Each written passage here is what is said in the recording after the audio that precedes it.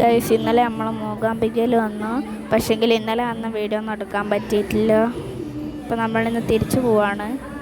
നമ്മളെ റൂം വന്നിട്ട് കുറച്ച് ഉള്ളോട്ടൊരു കുന്ന് പോലത്തെ ഒരു ഏരിയയിലാണ്.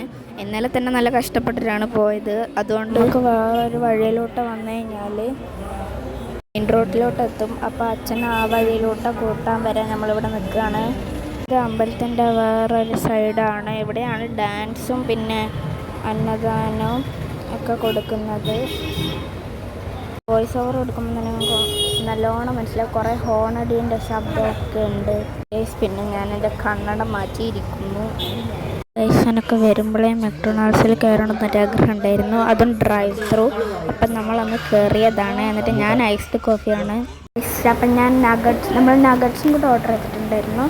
നഗറ്റ്സ് 9 പീസാണ്. അപ്പം എന്തായാലും സൂപ്പർ നഗറ്റ്സ് ആയിരുന്നു. അപ്പം ഞാൻ വെറുതെ ഒന്ന് തുറന്നതാണ്. കുറേ ഐസ് ഉണ്ടായിരുന്നു. അപ്പം എല്ലാം കൂടെ എനിക്ക് വാരിയെടുത്ത് തിന്നാൻ തോന്നി ഗൈസ്.